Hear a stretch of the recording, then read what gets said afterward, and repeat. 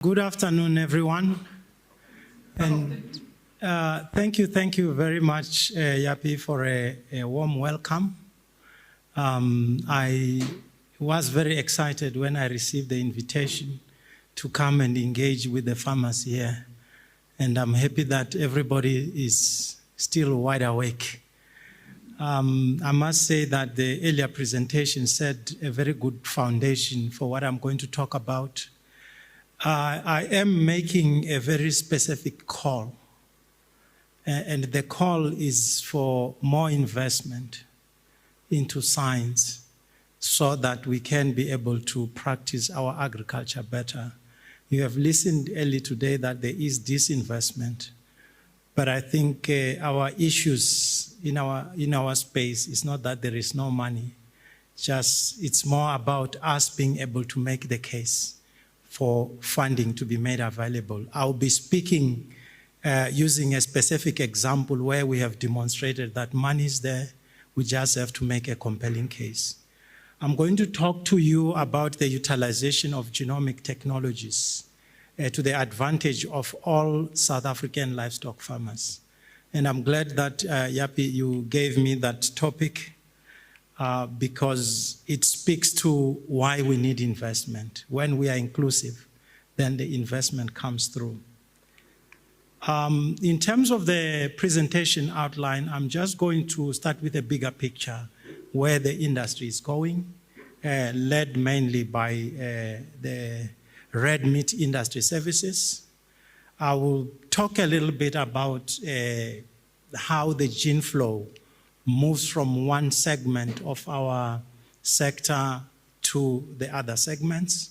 And I will give you an example of the work that we have done in terms of public-private partnership through the Beef Genomics project. And I will talk mainly to phase 1, but I'll also give you the good news about the phase 2, which is just starting. And I will finish off with some take-home message. So in terms of the red meat industry, the vision has been set for 2030, and there are specific targets that we need to look towards in terms of achieving them. And there is clarity to say in the emerging sector, the priority is more around how do we improve productivity. And I have highlighted one area where we said we need to increase production by 35%, which is quite a huge amount. And if you unpack this, there's a specific criteria that has been set in terms of what we need to increase. For example, the number of calves weaned. There's a very high target of adding another 155,000 weaner calves. And the question is, how are we going to be able to achieve this? But it's always good to set inspirational targets. Then the second point is around looking at the medium to large scale developing farmers to say this target of weaner calves needs to be set a little higher, more than 200,000, so which is quite a big task. If you are to look at animal and public health, it's one of the areas that is preventing us from playing into the international space in terms of exports. So the target has been set around securing lucrative markets so that we can be able to balance between local and international international demand. So these, as I've indicated, are very aspirational targets. The story doesn't end there. It also looks at the competitiveness and sustainability of the sector. And the issues that are being highlighted there, it's around the quality of breeding materials, especially those that are put in the hands of commercial producers. So there is a specific things that we need to do to be able to ensure that the quality of our commercial herd is improved from a genetic standpoint. The other point is around market access, which is very, very critical, especially, for all the farmers. This is a problem. And the issues are around increasing exports from 5% to almost 24%. This is in the next 6 years or so. So in terms of the vision, I think we are spot on. But then let me just provide some basis in terms of the terminology that I'll be using. When I speak about genetic technology, I'm talking about your genomic estimated breeding values, your parentage testing that is already mainstream, the mutation tests. We have listened to a presentation that went to great length around this, and also around breed fractions and genomic inbreeding values, which is very, very important. And when I talk about producers, I'm talking about our stud farmers, I'm talking about our commercial farmers, developing farmers, and market-oriented communal farmers. And this is very important. Your stud farmers are responsible for the seed stock, while the commercial producers and the rest of the producers, their responsibility is to produce beef. So we have to make a distinction between these two categories. So in terms of the standard practice in animal improvement, you have a smaller set of farmers who are stud farmers, whose responsibility is just to breed better genetics. And this better genetics is supposed to flow into the commercial sector head. And if possible, some of these animals will also trickle into the developing and communal farmers level. But the question is whether this is happening or not. That is why you see question marks there. I do not think that our pipeline in terms of disseminating genetic value, it's very effective. There are some things that we need to do to make the pipeline more effective. So I am going to just give you some success stories of what the public-private partnership can assist with. We work together with industry, government, and academia to convince the Technology Innovation Agency, which is part of the Department of Science and Innovation, to say, we would want to work together as industry to bring about a genomic revolution into our country. We were funded from 2015 to 2018, some big amounts of money, around 30 million, which is public funds. And there's a whole lot of money that also came from the farmers, around 38 million, and an in-kind contribution coming from academia. And with this kind of investment, we were able to make significant inroads into the implementation of genomics. Reference populations were established for quite a few breeds because it takes quite a number of useful records, performance records, to be able to say, here it's a useful reference population. So in particular, we genotyped more than 5,000 animals, which is not a big number by international standards. We were able to get some data on meat quality and also feed intake. But you can see those numbers are very small. So in terms of the other deliverables that we were able to achieve through this project is that we build the necessary national capacity in terms of the technical, the infrastructure and equipment, and also the institutional arrangement, which was very critical, without which we wouldn't have been successful. So in a nutshell, we were able to come up with services that were made available to the industry.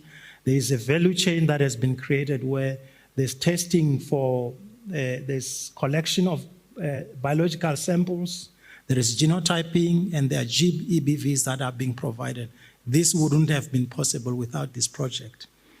But the question is, how can we extend the impact of this genomic technology to a wider industry? So this allowed us to make a compelling case to the Technology Innovation Agency. In the last 4 years, we have been engaging with them and all the relevant stakeholders in the industry to say, we really need to give it another shot because there's value in doing this. And just towards the end of March this year, TIA managed to sign on the dotted line to say, we will give you an additional 38 million towards this project, which was very, very important. And we have set ourselves targets. And you will see that we are now going to be very aggressive in terms of genotyping. And there's a specific reason why we would want to do that. We want to drive the price of genotyping low so that it's affordable to the rest of the industry. And this is the kind of money we're talking about. We're talking about close to 100 million investment, which is very, very important. And you can see that government and industry working together will make a huge difference. The 70% that is coming from government is very, very important, which is supplementing the 30% that is coming from the farmers. So that is why we were able to convince other role players to say we need to give it another shot. And those are the different stakeholders that are involved in the second part of the project. So the question now is, how do we make sure that genomic technology is made to benefit the whole sector, the whole national head? You would remember that I've indicated previously that the dissemination of genetic merit, there is a room for improvement in terms of sharing the genetics with other segments. So with this second phase of funding, we are having dedicated targets that is looking at around how do we make sure that the genetics flows down. We had been focusing on genotyping stud animals. In this round, we are also going to genotype commercial animals and those animals that belongs to developing farmers. And these are some of the benefits that we'll be able to derive from phase 2 of genomics. For the start, in terms of genetic improvement, we have done a fantastic job, especially in those traits that are easy to measure and that you can measure cheaply. But those traits that are important, such as fertility and so on, there is a huge room for us to benefit from genomics in terms of accuracies. The same can be said for the commercial, and we can go as far as extending this value to the communal head.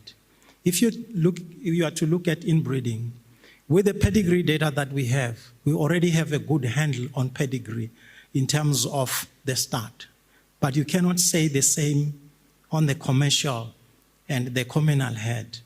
And I want to venture to say, one of the reasons why we're having low reproductive rates in the communal head, it may have something to do with inbreeding. So with the genomics, we can be able to go and say, this is how you're going to manage inbreeding because we can be able to do the testing. In terms of breed fractions, this is very, very important for the commercial sector in terms of hybrid vigor. So with these genomic tests, we're able to come up with breed proportions, which is already standard practice with Statbook. So there's a lot of value that can even go to the communal head because the communal head, these are nondescript, but with genomic tests, we will be able to say these are the breed proportion that has gone into animals that are found in a particular district. And at the end, we may have an idea of what sort of proportions work from one area to the next because the environments are not the same. And lastly, managing the deleterious effects. Every breed has a little sort of skeleton somewhere. So with genomics, we can be able to handle that and we can go as far as assisting the communal head. And lastly, as I close, this is the take-home message to say genomics will allow us to do precision breeding, but we are all on the same page in terms of the costs that are involved. So we'll be able to have rapid genetic improvement, we'll be able to select against deleterious mutations, and better handle the issue of inbreeding. And secondly, in terms of genotyping of the commercial and developing and communal heads, there is an opportunity for us to be able to measure the genetic progress in that particular space, which is a subject that is often ignored. And we'll also be able to determine what is the breed composition of the communal head. And lastly, I think if we are able to do everything that we have put in terms of our targets for phase 2 of beef genomics, we will be able to contribute positively towards the priorities that have been set in the red meat industry strategy. So as I conclude, I have no doubt that anybody who is sensible in terms of how they think about our industry would say no to us needing resources to be able to do this important work. I didn't touch on any social benefits from this program. So I think as an industry, we should be proud of ourselves that by working together, we can move mountains. Thank you, thank you.